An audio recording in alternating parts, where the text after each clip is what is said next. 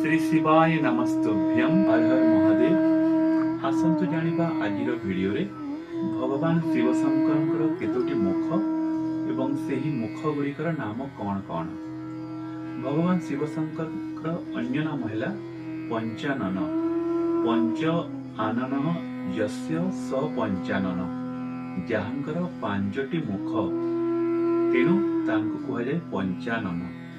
एणु भगवान शिव शंकर पांचटी मुख एवं से पांचटी मुखर नाम है पूर्व मुख को कहा जाए सद्योजात, पश्चिम मुख को कहा जाए वामदेव, उत्तर मुख को कहा जाए अघोर, दक्षिण मुख को कहा जाए तत्पुरुष।